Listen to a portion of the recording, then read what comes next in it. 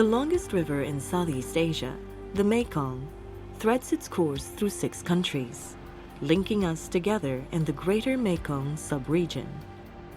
Throughout the ages, the seasonal flow and dynamics of the natural systems of the Mekong Basin have nourished our peoples, sustaining great civilizations. Today, 2 out of 3 people in the GMS still depend on the abundant natural resources, harvesting the bounty of wetlands, fields, and forests. Extensive areas of tropical rainforest are home to a remarkable diversity of animal and plant species. The forests are also a source of livelihood for many people, particularly ethnic minorities living in upland communities. In recent years, the GMS has seen rapid change. With a population of 320 million people, this is one of the fastest growing regions in the world, spurred by a development strategy promoting regional cooperation, connectivity, and economic integration. The GMS Economic Cooperation Program is a partnership of the 6 nations, with support from the Asian Development Bank. Investments in energy, telecommunications, transport, and tourism are focused along economic corridors linking the countries. As economic development gathers momentum, however, the challenge is how to make it sustainable.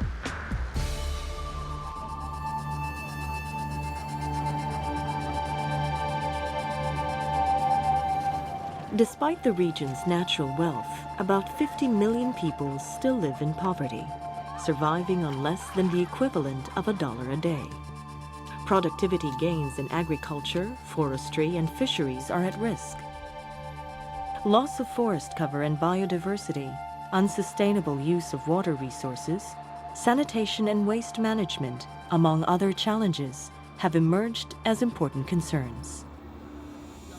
To address these issues, GMS leaders endorsed the Core Environment Program at the 2nd GMS Summit in Kunming in 2005.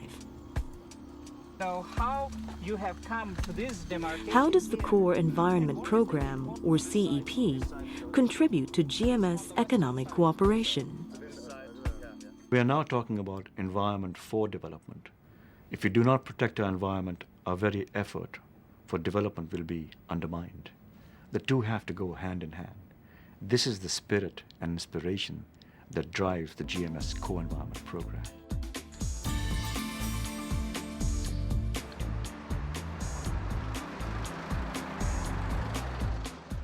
The objective of the CEP is to ensure that environmental considerations are integrated into development planning and management policies, especially in the GMS economic corridor areas. Responsibility for the Core Environment Program rests with environment ministers of the 6 GMS countries. In 2005, the ministers approved the CEP and the Biodiversity Conservation Corridors Initiative, known as BCI. 我认为这个 CEP 的这个项目实施，确实对我们湄公地区各国意义呢是非常大的，可以帮助我们实现可持续的这样的一个经济的增长，以及可持续的环境保护。 The Working Group on the Environment, or WGE, oversees the Core Environment Program. The WGE consists of officials from national environment ministries, along with ADB. The GMS Environment Operations Center coordinates CEP implementation and acts as secretariat for the WGE. The CEP works with governments to influence policy and the development planning process. And it also works on the ground with local communities, NGOs, and government agencies to protect ecosystems impacted by development in the economic corridors. The Core Environment Program is introducing Strategic Environmental Assessments, or SEA, as a planning tool to mainstream environmental considerations in development planning in the GMS. Development planning inevitably involves trade-offs. The SEA process assesses the potential environmental impact of development strategies and investments and identifies sustainable options. In the first phase, The SEA process is being piloted to fine-tune the hydropower master plan in Vietnam. Hydropower is seen as a key energy source to drive Vietnam's rapid growth. SEA can help ensure that ecosystem services which are critical to the long-term sustainability of hydropower are protected. In another pilot SEA process, spatial land use planning techniques are being introduced in the North-South Transport Corridor, which links China's Yunnan province with Laos, Myanmar, and Thailand. Engineers are building an eco-friendly highway above the rainforest, tunneling through hillsides to minimize environmental damage, loss of trees, and risk of landslides. The raised highway also allows the passage of wildlife underneath. A third initiative is training tourism planners to use the SEA approach to integrate environmental concerns into Cambodia's national tourism planning.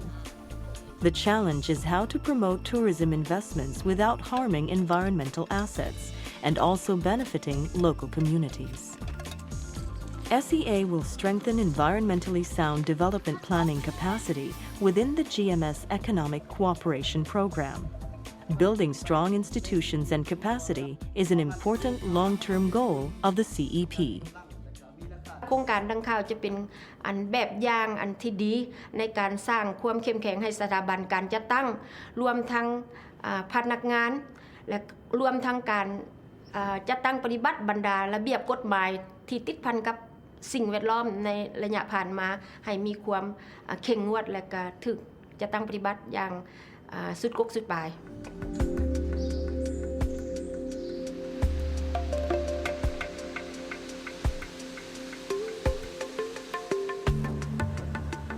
The Biodiversity Conservation Corridors Initiative, or BCI, is the flagship component of the CEP.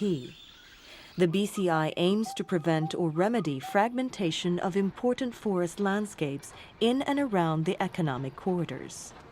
New east-west and north-south roads connecting Mekong countries boost trade, investments, and bring other benefits. But the new roads also open up access and bring more pressure on the forests. Encroachments and illegal logging accelerate fragmentation of fragile forest landscapes, causing loss of habitat and biodiversity, and reducing the quality of watersheds and other ecosystem services important to local communities and economic development. Deforestation directly harms the livelihood and food security of people dependent on the forests. In Champasak province in southern Laos, for example, villagers' main source of income comes from collecting non-timber forest products, such as medicinal herbs, seeds, and edible mushrooms, which are becoming harder to find. The BCI is working with government agencies, NGOs, and local communities to create conservation corridors to restore ecological connectivity in important biodiversity landscapes.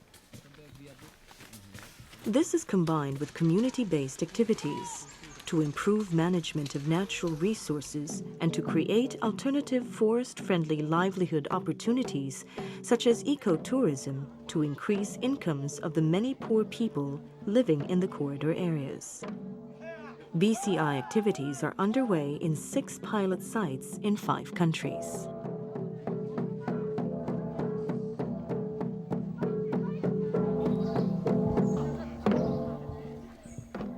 A research team is gathering data on the current state of biodiversity and the forest ecosystem in the BCI pilot site in southern Laos. Progress in restoring fragmented landscapes in the pilot sites will be closely monitored and reported. Like the canaries of the coal mine, information from BCI pilot sites would forewarn us about changes in natural ecosystems. In a few years, scientists will return to work with local communities to see what changes have taken place. The monitoring framework is called an Environmental Performance Assessment, or EPA. EPA is a powerful policy and management tool to measure the degree of success in achieving environmental and sustainable development goals. The EPA framework reveals the factors which help or hinder progress toward improved environmental performance and identifies corrective measures. EPA can measure a country's progress towards achieving targets, such as the Millennium Development Goals. All GMS countries are committed to the MDG target for access to safe drinking water, and some have set significantly higher targets. Routine conduct of EPA allows countries to assess whether the MDG targets are likely to be realized and to identify necessary policy and management actions to remain on course.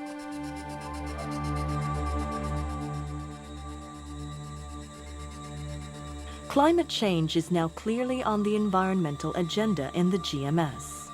As the region develops, protecting the remaining forests will be a critical challenge.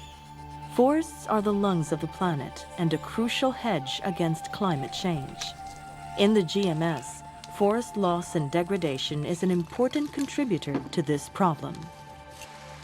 People in rural areas will be the most vulnerable to the effects of climate change, as extreme weather events and changes in temperature and rainfall take their toll on local farming and ecosystem services. The CEP can help develop strategies to cope with climate changes. For example, in BCI pilot sites, conservation contracts which provide incentives for people to protect the forest and wildlife are being adopted by communities. EPA activities at these sites can become a part of our climate change early warning system by alerting us to changes in our environment. BCI sites could become a storehouse for gene pools, from which new crops for changed climatic conditions can be derived for use by local communities. Biodiversity conservation corridors could also provide an escape valve for wildlife species to adjust to the impact of changing rainfall or temperatures on food supply and shelter. The Core Environment Program empowers GMS countries to improve environmental management, achieve sustainable economic growth, and secure our natural heritage for generations to come.